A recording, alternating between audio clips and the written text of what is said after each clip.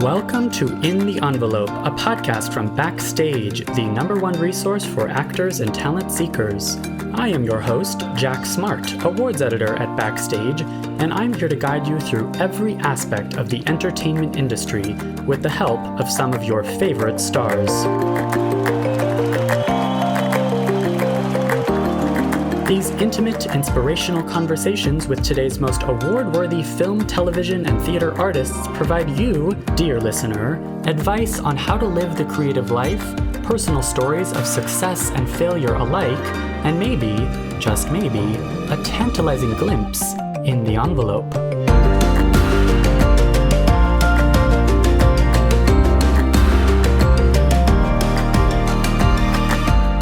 I'm always looking for something that's a little more subversive, a little more interesting.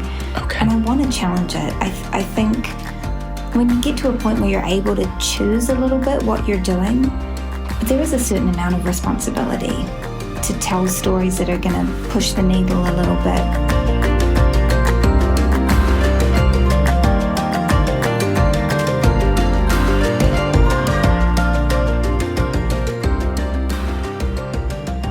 Hello, listeners, and welcome to In the Envelope. Bright and early on Oscar nominations morning, I have two very exciting guests with me. One of them you've heard on the podcast before, and one of them you have not. Ben, would you like to reintroduce yourself first? Yeah, hi everyone, and happy Oscars morning. I'm Benjamin Lindsay, the managing editor at Backstage, and excited to be bantering about today's Oscar noms. Yes, indeed. This is airing on February the 10th, but we are recording this on February the 8th because we wanted to wait for Oscar nominations. And that is partly why we have joining us a first-time ever guest on the podcast, Stephanie.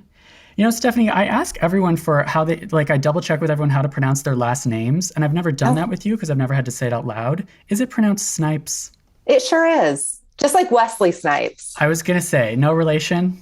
No relation, but I get asked that often, and I always say, yes, we're related, and see if I can get people to believe me. A distant cousin, yeah. Exactly. I always say cousin Wesley, of course. Oh, I love that. Stephanie Snipes, thank you for joining us. Would you like to give us a brief rundown of what you do at Backstage? Sure. Well, I'm thrilled to be here. I'm the chief content officer here at Backstage. And so I am so fortunate to work with Jack and Ben every single day. And I am very excited about Oscar nominations. It is such a fun morning, and there's lots of good stuff to talk about too. We had some surprises. We do. And, you know, other than this brief outline I have written out of introduce Stephanie, touch on Oscar nominations, and introduce guests, I haven't run through with either of you, what notable trends or highlights we'd like to talk about. What did you notice? What did you take away from this list?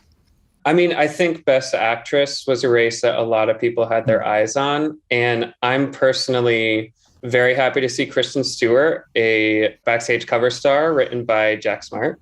Yes, I'm really happy to see her pull through with the nomination after missing out on some of the precursors. Yeah. And then Penelope Cruz, very, very similar enthusiasm. And then in terms of someone who missed out while landing all those precursors, Ms. Lady Gaga, definitely surprising that she didn't make the cut for House of Gucci. House of Gucci, after such a strong awards campaign, only coming through with one nomination for hair and makeup, really took me by surprise. So yeah, my eyes were on Best Actress, and ultimately I'm pretty happy with how it looks between Nicole Kidman, Penelope Cruz, Olivia Colman, Jessica Chastain, and the other one that I just mentioned. Kristen Stewart. Kristen Stewart, yeah. That was the race. Here I was counting on my fingers. You got it. Got it. That was the one I was paying most attention to too. I was really curious to see how it would unfold because I felt like there were a lot of different directions it could go. But I was excited to see that Kristen Stewart made the list. I think that's great. Penelope Cruz was a surprise to me too. I don't know why I didn't really see that one coming, but I'm glad to see her there. I saw something going around this morning. She is the first leading actress nominee for 2 Spanish language films. Wow. For Volver and then Parallel Mothers. That's great. Yeah, well, and those 2 were surprises because, as you mentioned, the SAG Awards. The SAG Awards are obviously a big correlation with the Oscars. In fact, the Best Actor lineup is identical. The same 5 actors are nominated for SAG and for Oscar, which is why Kristen Stewart and Penelope Cruz do stand out. They got in there instead of Jennifer Hudson and Lady Gaga, the SAG nominees. So as always, the guilds had kind of a big predictive impact before these nominations. Although I will say, when it comes to Best Picture, a film that did not get a ton of precursors, but did obviously gain critical steam late in the season was Drive My Car, which is Japan's international Oscar entry. I was excited to see that too. It had a few nominations, right? Yeah, Best Picture, Best Director. Getting in for Best Director is no small feat either. Yeah. Absolutely. No, I think it's a really interesting list. I think there's some great stuff on here. Me too. I also just need to shout out the fact that Kristen Stewart has been the only in-person interview I've had in 2 years. How funny. So thank goodness she was nominated. No. Maybe it was because of you. Well, yeah, it was our cover that really pushed it over the edge, I think. The backstage bump. Yeah. Yeah. The backstage bump from those photos.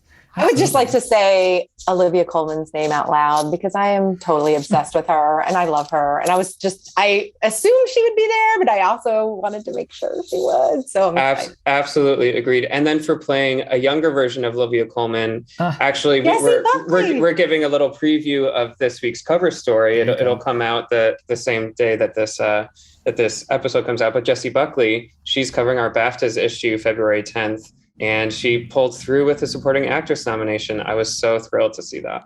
Agree completely. She did such a remarkable job in that film. Absolutely. And it's always cool when two actors are both nominated for playing the same part, just at different points. In fact, going off of that, Ariana DeBose could make history as one of the only actors. If she wins, she would be the second actor to ever win an Oscar for a part that's already won an Oscar, because Heath Ledger and Joaquin Phoenix have both won for The Joker. And there were multiple actors that won for playing a Corleone in the Godfather films.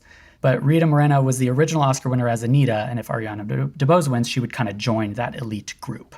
Isn't it like exactly 50 years apart, too? West Side Story, I think, was 1961. And then this is the 2021. So it would be pretty historic to see that happen. And Ingenue Ellis, I was thrilled to see her on here too. She did such a remarkable job in King Richard, I thought. That kitchen scene in King Richard, honestly, one of my favorite of the year. Yeah. Completely agree with you. So beautifully done. Yeah, and as far as supporting actress moments, I have gone back to Judi Dench's moment in Belfast a lot. Like she has a moment that I can just cry thinking about. The closing moment, I assume. Well, no, not even that one. That was great too. But it's when she's on the bus and she says, "You can't get to Shangri-La from Belfast." Oh my God. Yeah. Well, the other notable takeaway is that Netflix did very well with these nominations, and streaming in general did very well with these nominations, which I think like Oscar historians will point to this year as a year that streaming services really broke into the top awards in a big way.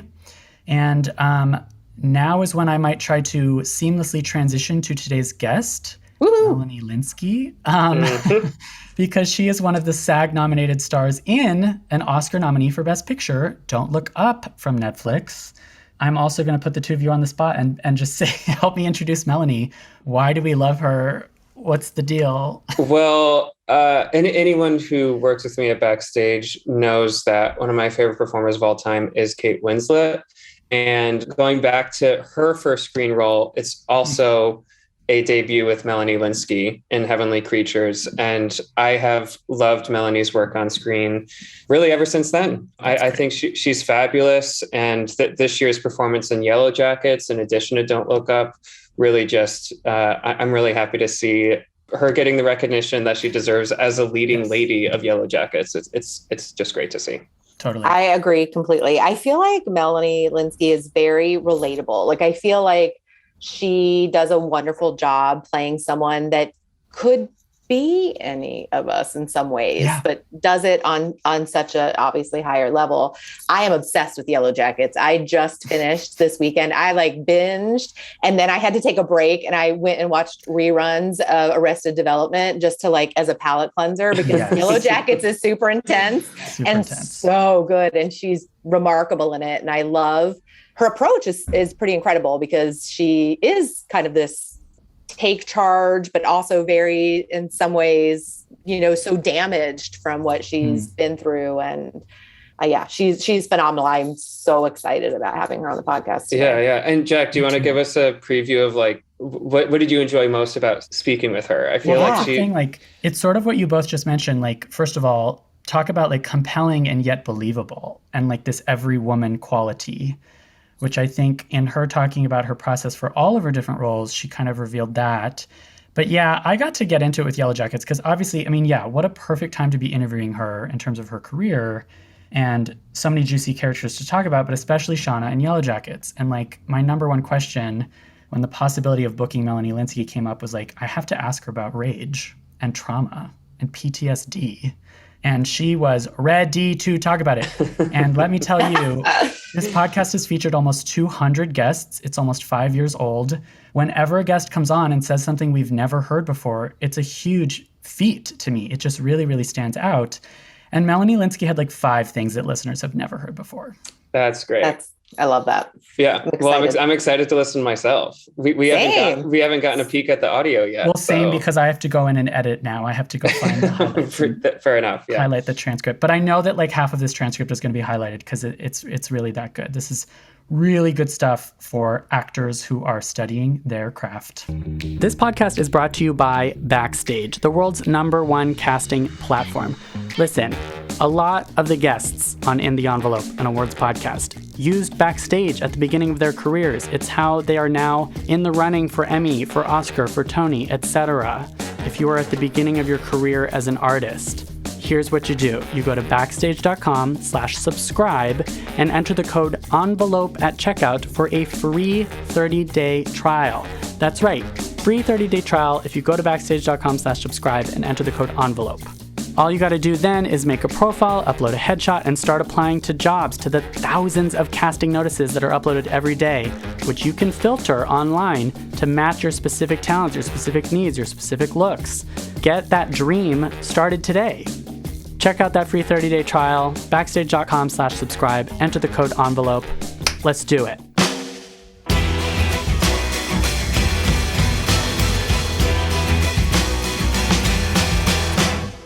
Melanie Lynskey broke out as a teenage actor with Heavenly Creatures in her native New Zealand and has since become one of today's most compelling indie film stars. From Sweet Home Alabama, Hello, I Must Be Going, 2.5 Men, Togetherness, and Mrs. America, to now SAG Ensemble recognition for Netflix's Oscar-nominated Don't Look Up and a Critics' Choice Award nod for Showtime's hit drama Yellowjackets, she has risen through Hollywood's ranks.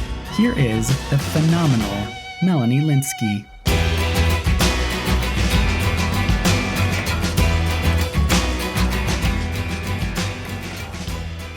Melanie, how are you today?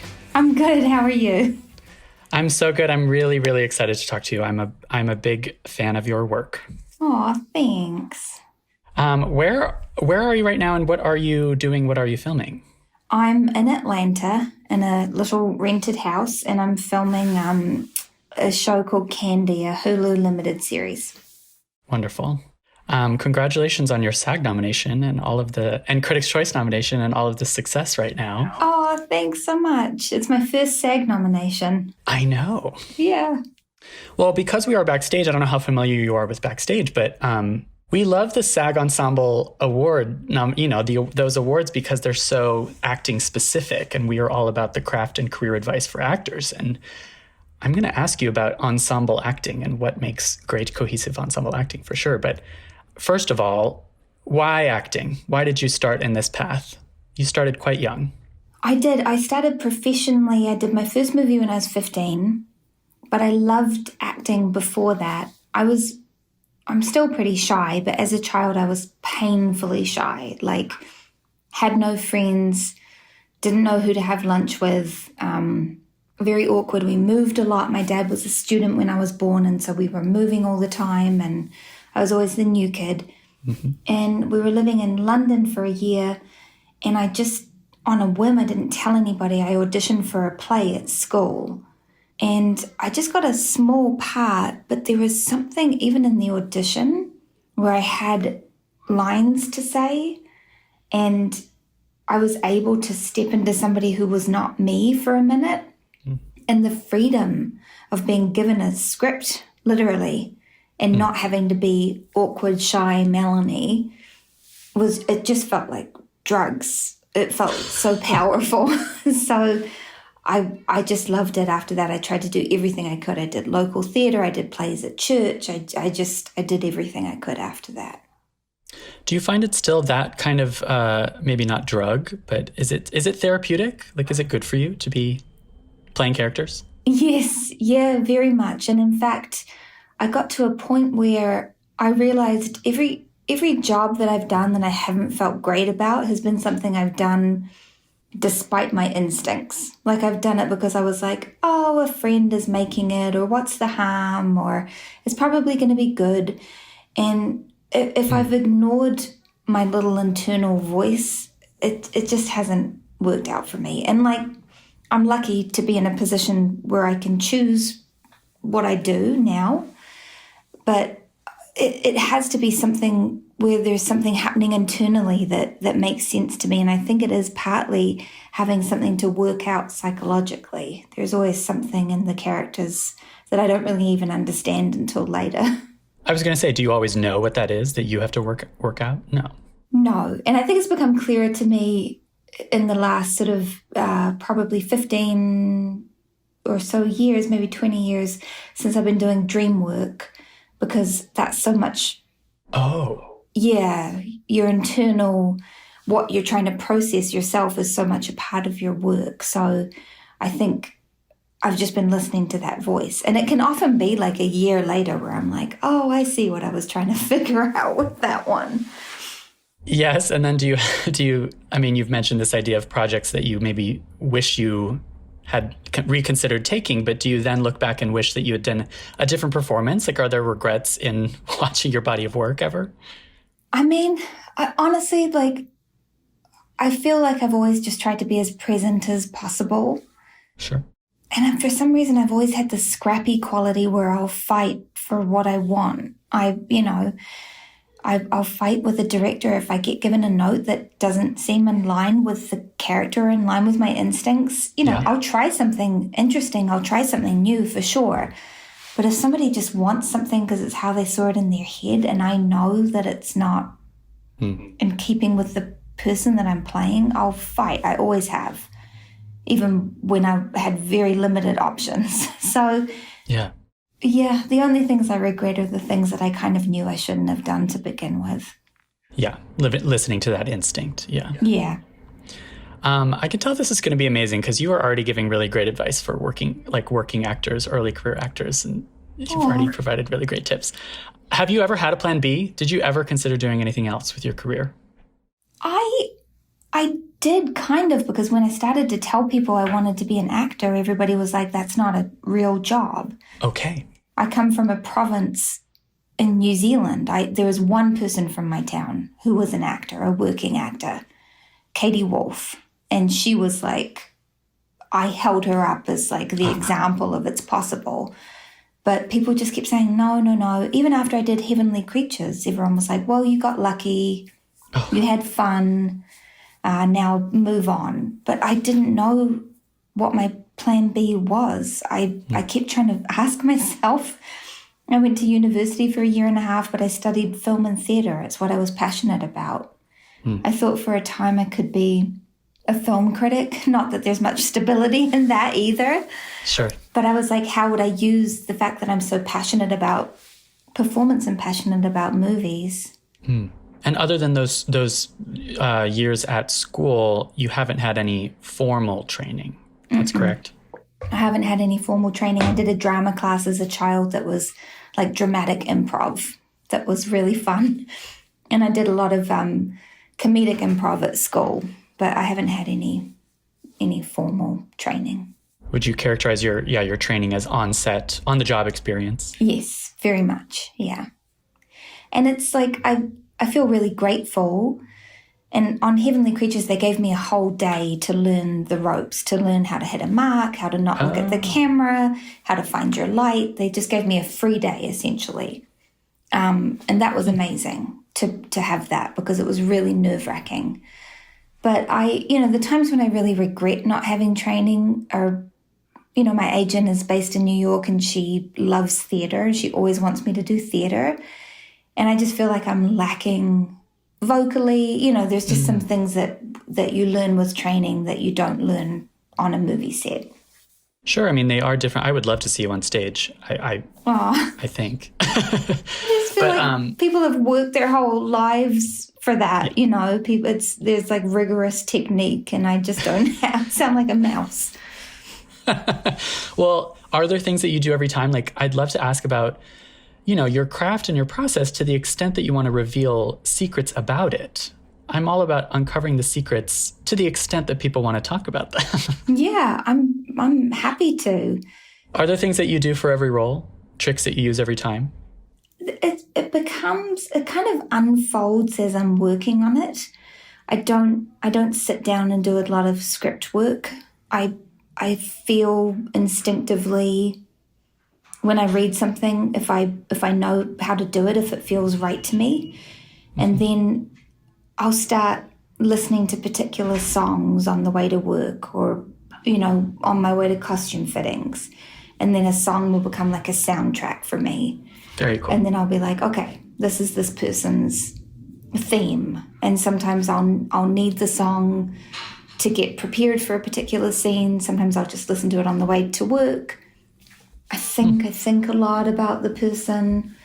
And then sometimes on set, I use a lot of techniques from dream work, particular stances. Like there's this one way of standing that came to me once in a dream where my feet were planted very firmly into the ground. I kind of was like a tree. And for me, it literally makes me feel grounded and powerful and capable of whatever emotion I need to access. But mostly it's about dropping in and being present and trying to let the emotion come to me and not judging what it is and not having a particular outcome that I'm expecting or wanting. Oh, that's great. How many takes do you typically do? And how different are each of your takes, would you say? Well, I've done a lot of independent movies, so I got used to 2 takes. Okay. Yeah.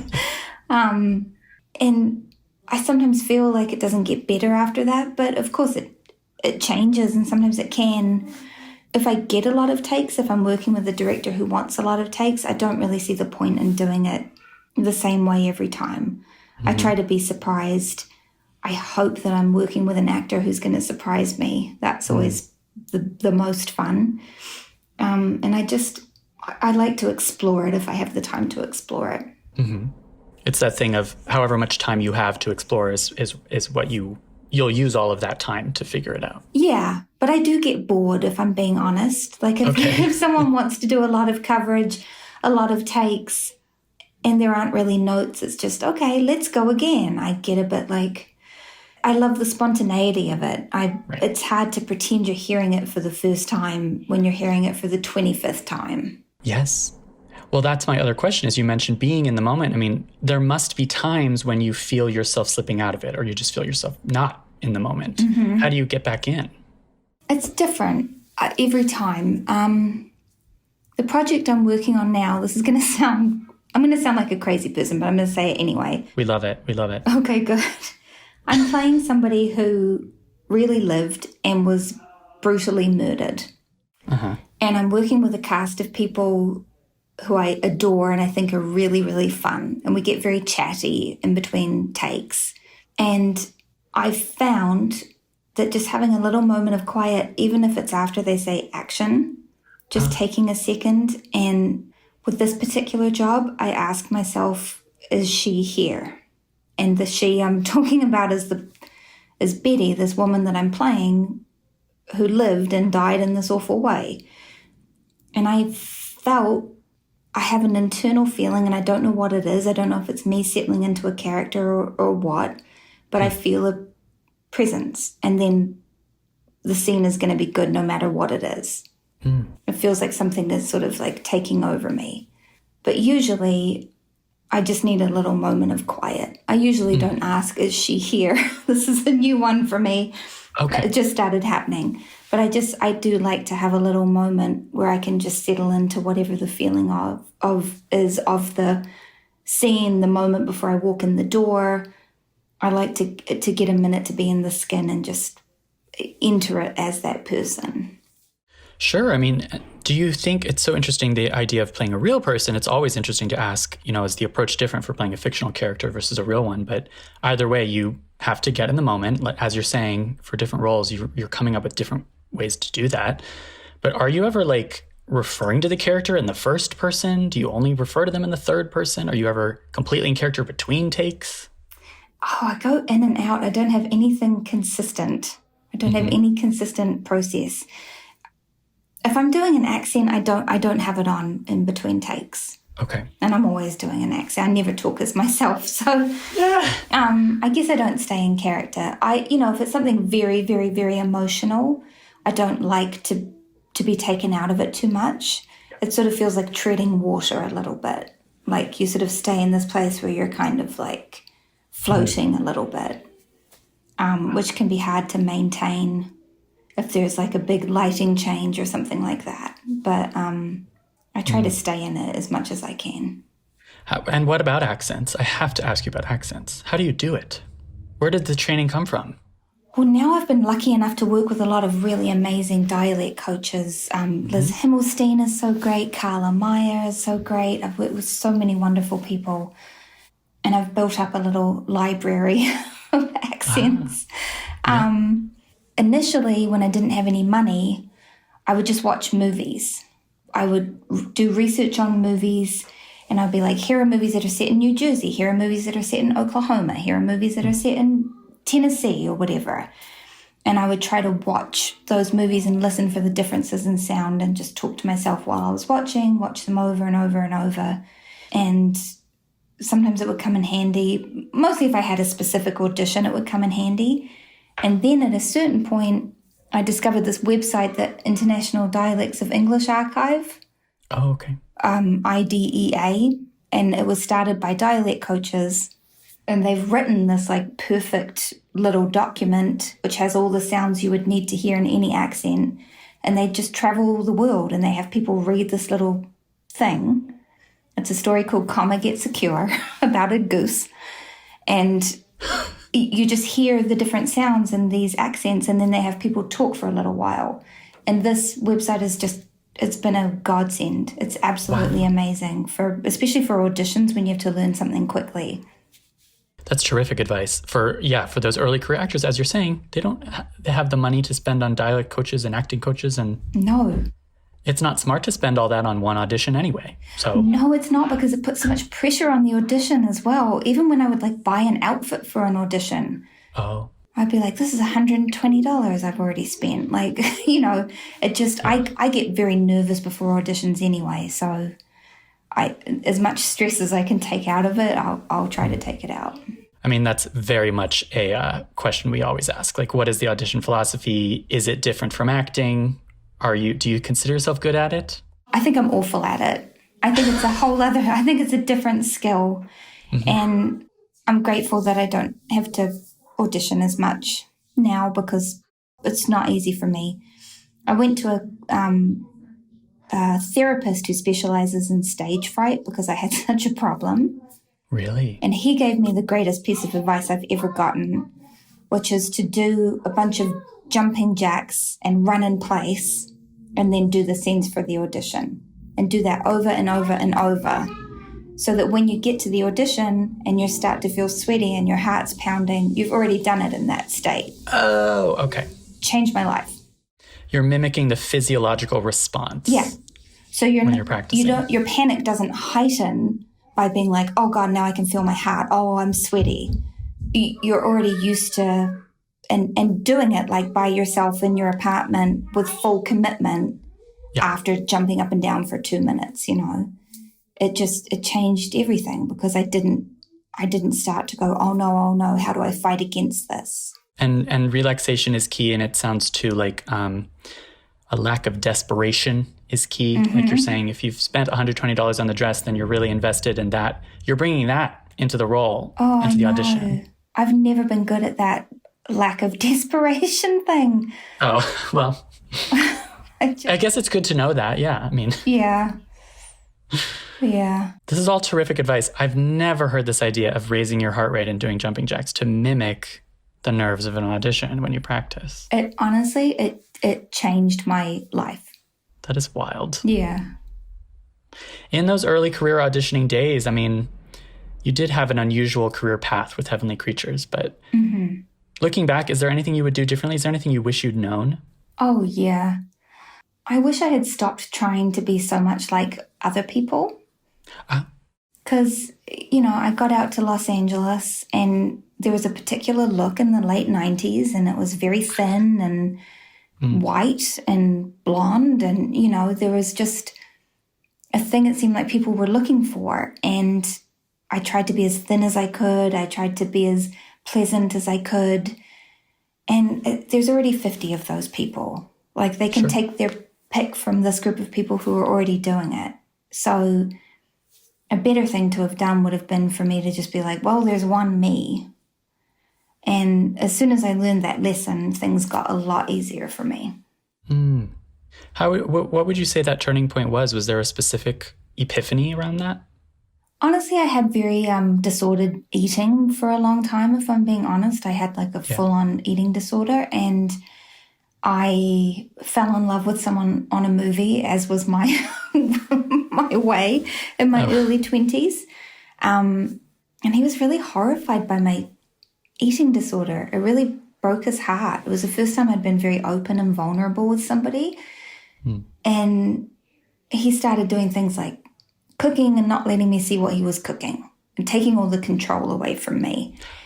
And I started to be a bit more normal with how I ate and what my body was like. And I had to really make peace with the fact that I was never going to be stick thin. It is what it is.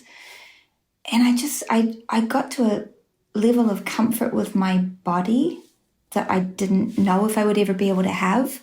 And it really freed me up, I think, to go into audition rooms and to be freer on set. Like there are movies that I watch, especially from my early 20s, where I see myself like trying to cover my body, and I'm just like, you're tiny. And you can't give like a full performance if there's a little part of your brain that's worried about whether you have a little stomach roll. It's just, it's a waste of energy. It's a waste of emotional energy. And it's so great to have different bodies represented on screen. And I think for me, that was a turning point for me where I just let go of that pressure and it freed my brain up. Yeah. I just was like, oh, wow, the world. This is great. Yeah, that's a great point and great advice. And thank you for sharing, because I do think that still today, of course, and I think this is very largely true of women in the industry. I mean, how many examples were there or still are there of female actors, I mean, just women appearing on camera who have that kind of confidence and that kind of self-assuredness that they should lean into their uniqueness rather than, as you're saying, trying to copy paste and be more pale, thin, white, everything the beauty norms, as you say, that everybody's trying to do. Yeah, exactly. I think it's vastly improved from when I started, but it's still, it's so hard to get into the business to begin with. It's so hard to get a job. And then if you're a person who's underrepresented in film or television, there's just so many more obstacles. And it's just, I'm excited to see that there's so much more diversity, body-wise, that there's starting to be a bit more, but certainly like racial diversity is such an important thing. And it's exciting to see that really does seem to be happening. Yeah, that is really good to hear. Yeah. Well, what I really wanted to ask you about, and I think this is where I can ask you about Shauna and Yellowjackets, how much does your femininity, this might be a really weird question, and if it's too weird and personal, we can cut it from the podcast. But okay.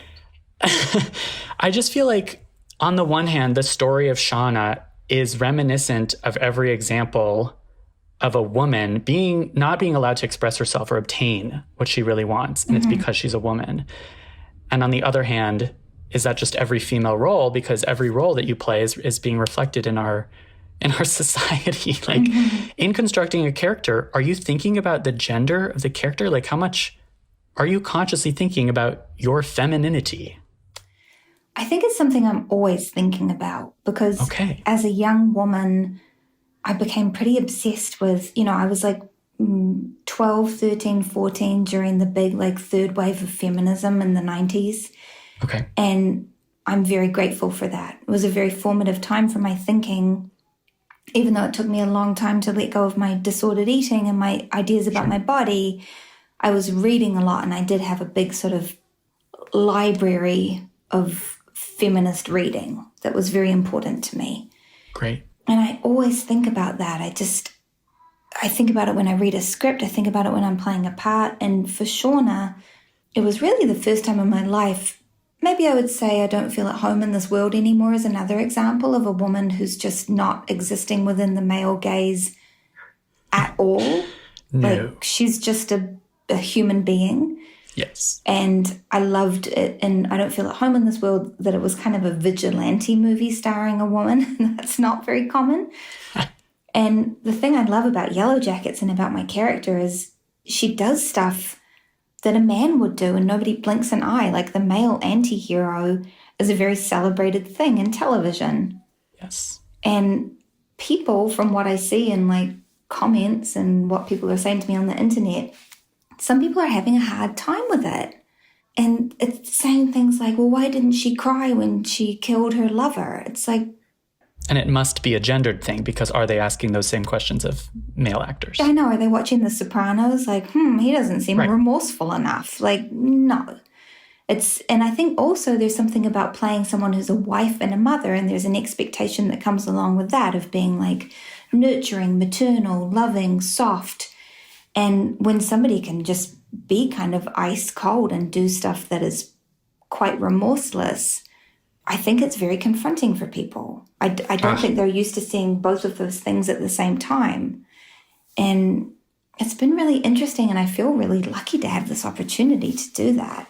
Absolutely. I love that you described her as an antihero, because I think they all are in this show. I think they all are, yeah. And it's like, the participation in the trope of antihero, it can't just be male. It shouldn't even be gendered. It shouldn't be gendered. There's so many things that shouldn't be gendered. And just still are. Yeah. And there do seem to be a lot more stories about the portraying challenging those conventions of motherhood that you're mentioning. Like, I don't know if you saw The Lost Daughter. Oh, I did. I loved it. Oh, my God. Because that really took head on the notions of what mothers are supposed to do.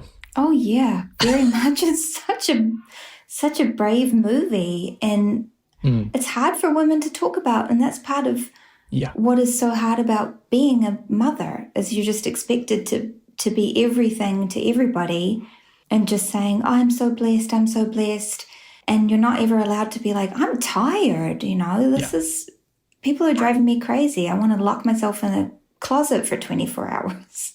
Yeah, or just the humanity, just having some three-dimensionality is sort of denied people in stories. I mean, your Sweet Home Alabama role, like this scene of you breastfeeding in a bar, I think from what I've read, it's just kind of become in retrospect this symbol of, I guess it's an example of feminism.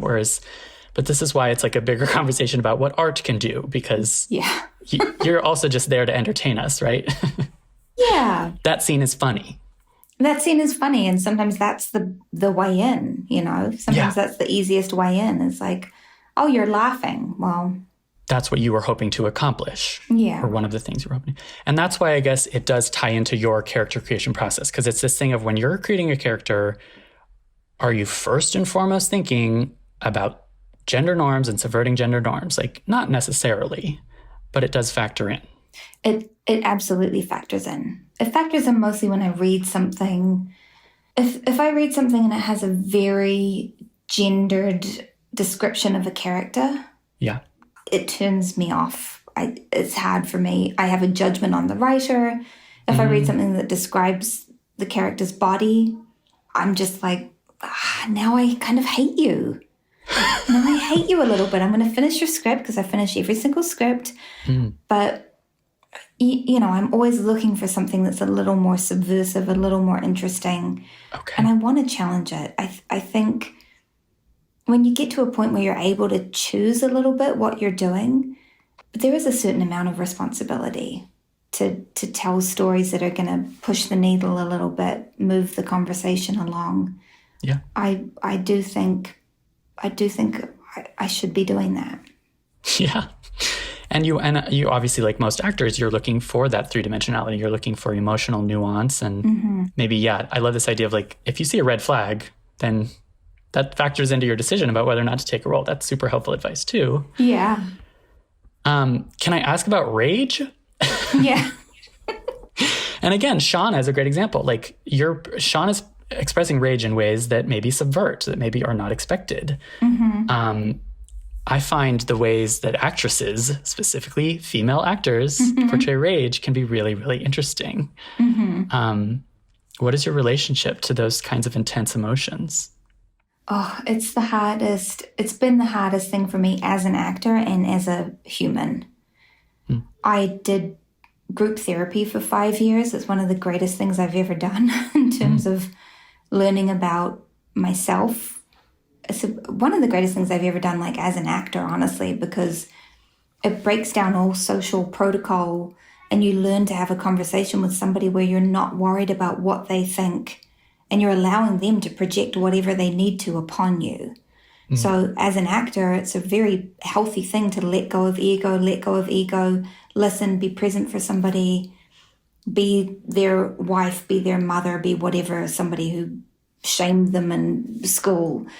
And so that was a really wonderful thing for me. But the thing I learned over and over again in group was that I have a very hard time with anger. I'll send it anywhere else I can. I hate confronting people.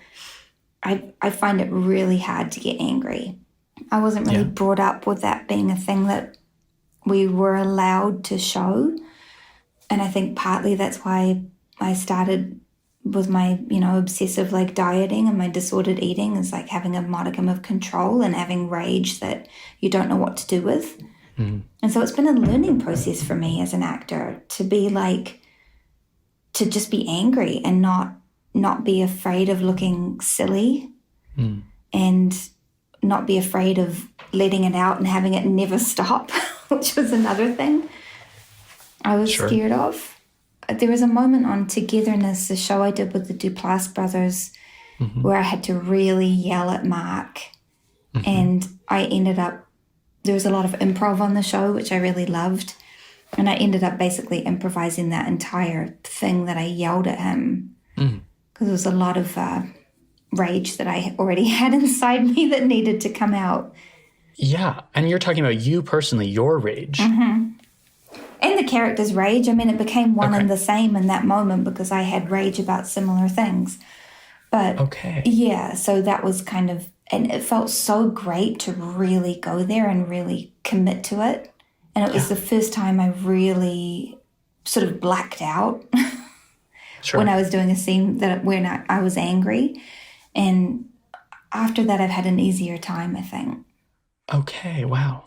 Because that sort of sounds like the acting sweet spot between what you just said about your issues and your rage coinciding with the characters and the lack of ego is a really important ingredient there, right? Oh, yeah.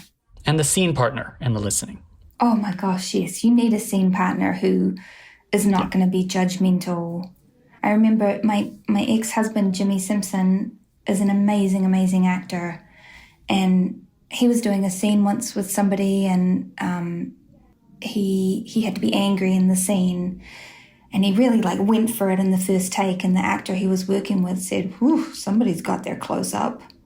And made this kind of snarky comment about like, oh, it's in your close-up. Like you're really going for it, and just judged his performance. And that made me mad. And it really embarrassed him. Like it was a really crappy moment. And then the rest of the scene, he was on the back foot, and you might not necessarily be working with people who go so far as to say something like that to you. But sometimes you sort of feel people like, and so to have someone who's like generous and present, like Mark Duplass is as an actor and was for me that day, is a really big deal. So where does improv fall into that? Because this is where I'd love to ask about the SAG Ensemble nomination. I love this idea of an ensemble award because acting is often bigger than the sum of its parts. How much improv was there in Don't Look Up? What is staying in that moment, in that world like? Oh my gosh. I was so intimidated. I was so nervous. My first day was with Cate Blanchett and Leonardo DiCaprio, and luckily I had worked with Cate before on Mrs. America. So I knew that she was kind and wonderful, and I think our greatest actor. Like, I can't think of anybody who's better, you know? Yeah. And so I felt good about that, but it was very scary. But Adam McKay works in my favorite way. It's similar to how the Duplass's work, which is there's a script that's written that's absolutely perfect. You wouldn't need to change a word of it. You have this incredible safety net of this great, great, great, funny, wonderful script. But he wants to be surprised, like the Duplass's do. Like, they want to hear something new, and for it to feel really fresh, and for your actor, the actor you're working with, to hear something new. Cool. So he really encouraged improv. He loved a lot of improv, and we did so much of it. And he would edit it down as we were going. He would say, okay, keep that line. I love that bit you improv'd at the end. Take this middle thing out. So it was a constantly changing and evolving thing, and it was so fun. And you mentioned that you had taken a dramatic improv class. Like, is there a difference between drama improv and comedy improv? Well, I was a child, first of all, but the improv class, we just would make up scenes, but they weren't supposed to be funny. It was just sort of living, existing. You'd get a situation. And then I did a lot of what we called in New Zealand theatre sports, which is like UCB kind of improv-y stuff. Theatre games and stuff like that, where you do comedic improv. So I had done both of those, and they were so different to me, but they both give you the same skills. I love improv. I have a hard time when I have to just stick to the script. It's a fun challenge for me, but it's not easy. That's so interesting, because I feel like improv, well, it's just very difficult, but it also just seems like you've described yourself as shy and also maybe just having the one or two takes. So it's hard to see how improv like does fit into that. It can be an expression of the character's innermost thoughts. I mean, it's crazy sometimes what comes out. Yeah. Are you learning in real time about the character you're playing as you're doing the improv? Yeah, sometimes. Like, there's one scene on Yellowjackets where Tawny and I are in my daughter's bedroom, and I improvised the whole speech I have about college and falling in love with someone who's like the editor of a, magazine or whatever, like that's based on an actual love story I did have in college. If you can call it a love story, it's not really true. But it was based on my life, but it just kind of came out because I was like, that seems like a fun thing that Shauna would feel, that she would wish for. And it's just nice to get to surprise the person you're working with by telling them a story they haven't heard before. Love that.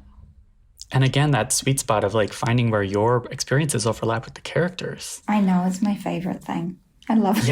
Yeah. Well, but for Yellowjackets, I mean, I like asking about TV or long form storytelling, which is mostly just TV. Like, there are things you do not know about this character's backstory, especially on this show where we are learning. We're also watching the backstory unfold. You don't know what's happening to young Shauna's baby, do you? I don't know what's happening to young Shauna's baby because I think I put kind of blinders up or whatever that's called. I think I was at a difficult time in my own life with fertility and stuff like that, and I think I couldn't hear about anything bad happening to a baby. It just felt too upsetting to me, so I just didn't ask. But other than that, I asked every single question. I drove them absolutely crazy. I would come up to the writers on set and I'd feel them sort of like, like take a deep breath, like, what does she need now? Somebody was like, you really keep us on our toes. And for me, I want to give them all the room in the world to come up with the best story that they can. I know it's evolving. I know it's changing. I'm not going to hold anyone to anything. But there are moments when we'd be referring to something like, there's a scene in the car where Tawny's character Thaisa says, Natalie is the reason we got out of the woods, you know, she's the reason we made it. And I was like, well, what does that mean? And they said, well, she's a big... And I said, no, I don't want the pitch version. You need to tell me.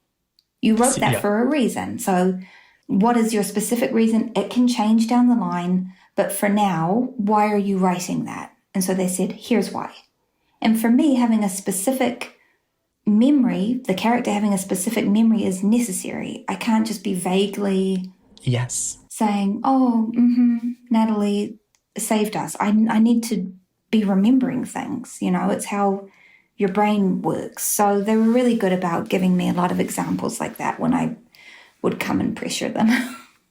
Yeah, well, I think it's great advice to actors to ask questions and to be kind of responsible for their characters. They're the authority on their characters, right? Yeah. I ask all the questions. I'm a nightmare.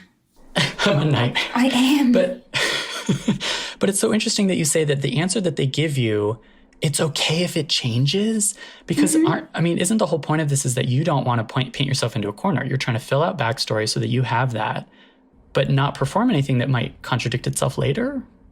Yeah, exactly. I would be mad if they told me something and then they changed it to the complete opposite. Yeah. But I think our showrunners were first-time, our writers, it was the first time they had created their own show. And I think they were slightly nervous about us giving away things in our performance. Okay. If they gave us too much information. Yeah. And I think over time we convinced them that it's fun to be able to play something underneath what you're saying. Right. And that on a rewatch, people might say, oh, I see what else she's doing there. But when someone's watching it for the first time, I don't think you can give away secrets if it's not in the dialogue. So I think they came to trust us a little bit more with all of that. Yeah, and this idea of Natalie being the one who saved them, that example is great because you're saying you just want something specific to fuel your specific choices.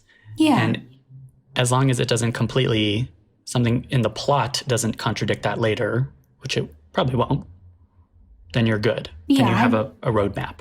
Yeah, exactly. I don't think anything is going to contradict what they told me.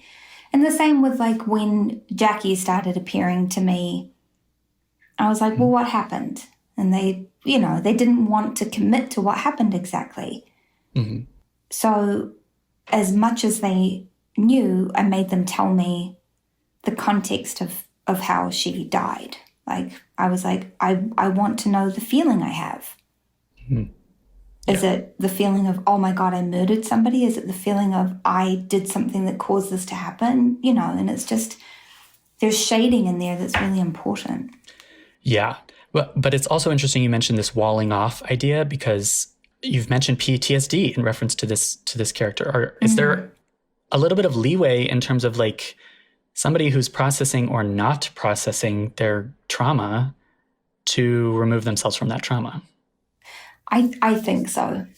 That's, I think with super traumatic things, this particular character is somebody who doesn't let themselves feel it until they absolutely have to. Mm-hmm. So all the stuff with Adam, when she starts to get suspicious of Adam and then murders him and covers it up, I think she's like 10 steps behind herself as she's chopping up the body. I don't think she's even been present in the room where she stabs him yet. I think that all of that is going to come so much later because she's just trapped in this like PTSD, this sort of cycle of not feeling where she is in the moment because she went through a hugely traumatic thing. And I think she learned to just escape it and take herself away. And she's going through the motions. And I think at some point, my hope is that at some point it'll all just hit her. And she'll just be like, you know, because you can't escape your trauma forever. I think it's true for all of us. It just keeps creeping back up. And eventually you have to turn around and say, what do you want? How am I going to deal with you?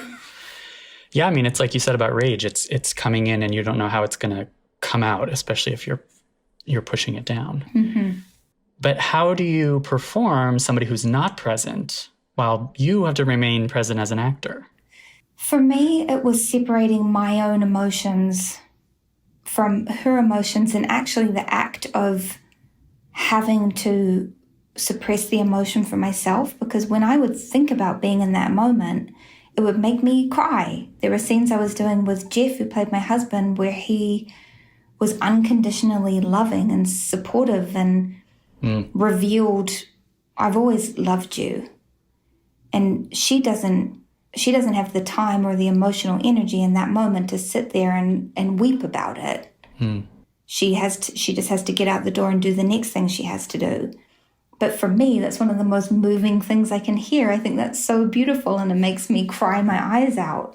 So off camera for Warren, I was like sobbing. Okay. And then for my own stuff, I was just trying to like force that emotion back down and just say, I'll see you later, you know. And it was just a matter of just remembering this is not a person who is allowing themselves those moments. It's not somebody who's had the therapy that I've had, who can be in the moment and the feeling. Yeah. Gosh, that is such a brilliant illumination of your process, of your relationship with your characters, and how sometimes they're right there, like your two heartbeats are beating as one, and sometimes you have to put this separation between them. Yeah. And as you're saying, it's just different for every role. It's probably different for every scene. Yeah.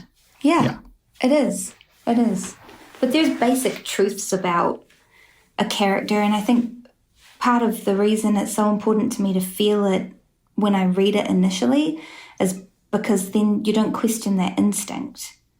You're not trying to figure the character out while you read the script. It's like instinctively you've already said, I know this person. I know how this person operates.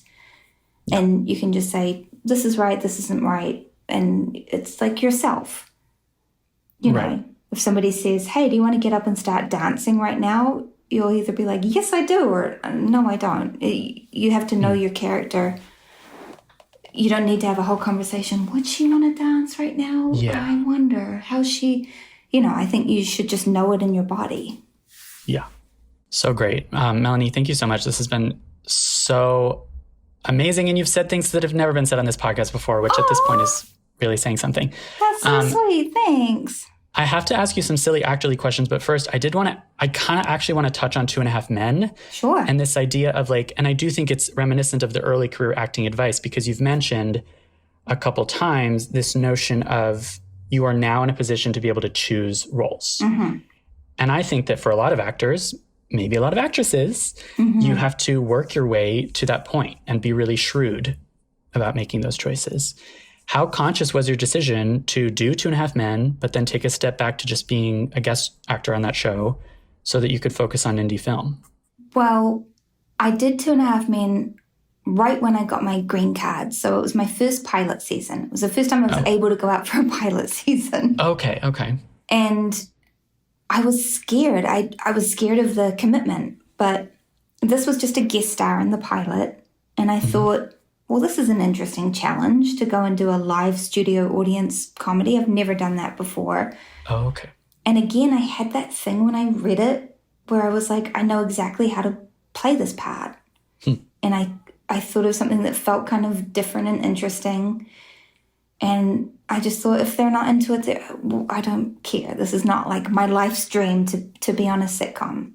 Okay. And then when we did the pilot, I loved the audience participation. It really was fun. It really was so fun. And yeah, I mean, it was at a time in my career where I had never, ever, ever had financial stability. And even though what I got paid on 2.5 Men was the absolute minimum that they were allowed to pay an actor, because I'd never done a pilot before or a show, it still, for me, was so much money. Yeah. And just to know that you were making money, like the freedom of that.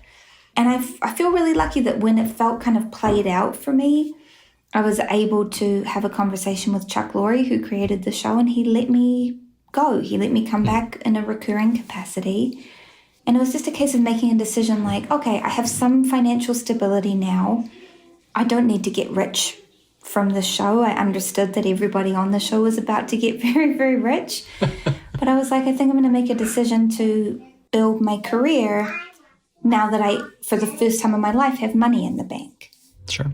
So I was really lucky. I got to go and do independent movies and then come back and do 3 or 4 episodes of 2.5 Men and pay the mortgage. And that was all I needed, you know. I wasn't living lavishly. And, you know, there were things sometimes in the writing and in the show that I felt a little compromised by, and I tried to subvert it as best I could with my performance. But at the end of the day, I loved who I was working with, and I'm grateful. I'm grateful for being able to do independent movies, being able to afford to. Right. Yeah. Because to me, it sort of sounds like that's so many actors' dream. Like you've sort of cracked the code of how to balance making art and making commercial art. Yeah. I mean, it did feel like I was living 2 lives for a while. Like I remember I was doing the movie Win-Win, and Tom McCarthy, the director, was like, all the background actors are talking about you and they're saying you're on a sitcom? He didn't know. And I felt like I'd been caught, you know, like my secret life. I was like, yeah. And he was like, are you on 2.5 Men? I was like, kind of. Kind of. And for so many American audiences, they don't know about your indie film work. Oh, yeah. People ask me all the time, like, do you ever think about acting again? And I'm like, yes, I do. I think about it all the time. Yeah. I think about it all the time. Think about it all the time. And, you know, sometimes I'll be with my daughter and they're like, oh, you had a baby. That's why, you know. They think I just stopped acting, which is funny. Taking a break. Breastfeeding in the bar. Exactly. That is so funny. Okay, wait. I have to, we talked about auditions. I have to ask you, we ask everyone, do you have a worst audition horror story? Yeah. That you would care to relive? Speaking of PTSD. Yeah, I know. Well, I did this one audition for something and the character was like deeply traumatized, had gone through this awful thing and wasn't really speaking, was saying like a few words. And I did the take once and the casting director said, she's completely catatonic.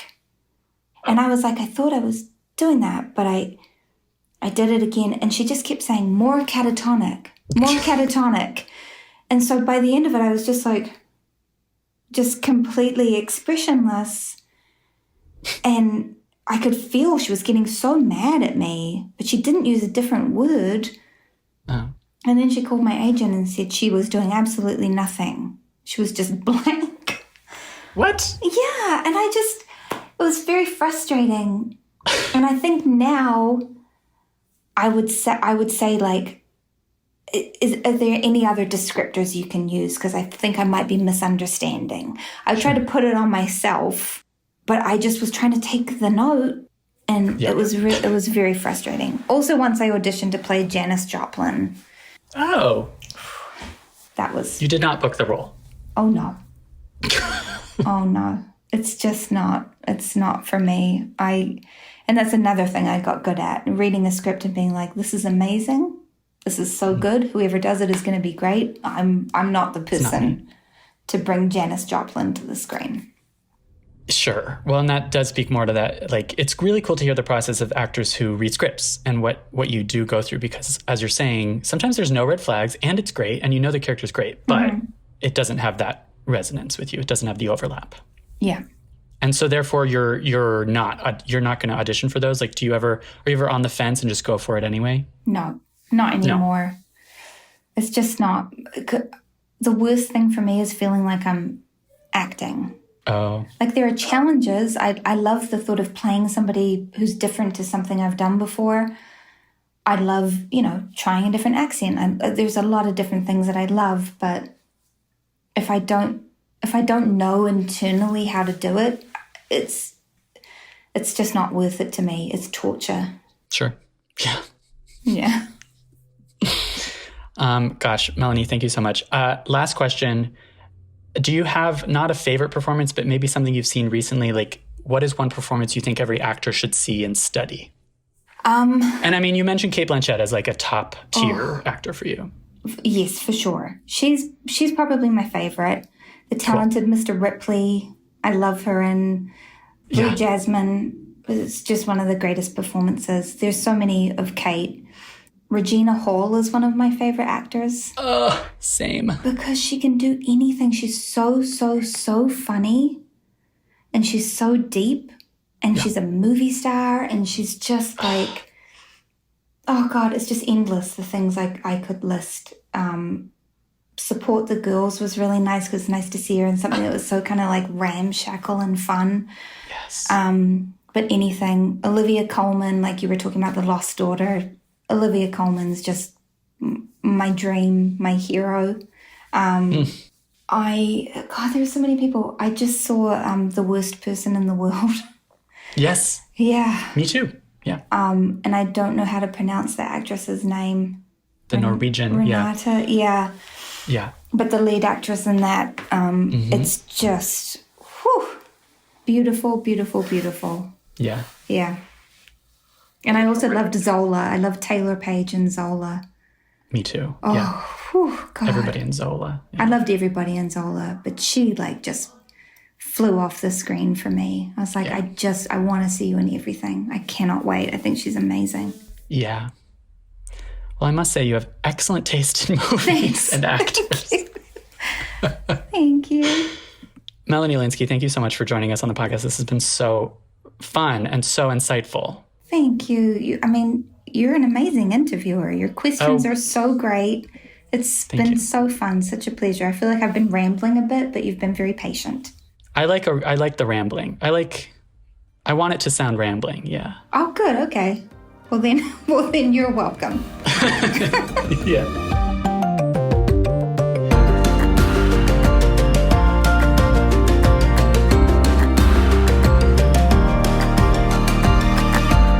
In the Envelope is recorded at Lotus Productions and Hyperbolic Audio in New York City, and Soundbox LA, Mark Grouse Studios, and Buzzies in Los Angeles.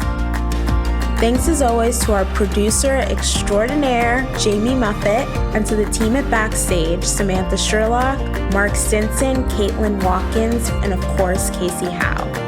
Visit Backstage.com, and don't forget, you can subscribe to Backstage by using the code ENVELOPE at checkout for a free trial. That's right, 100% free. For more exclusive content, join us on Facebook and Twitter at In the Envelope, and subscribe, share, and leave a comment. Who would you like us to interview next?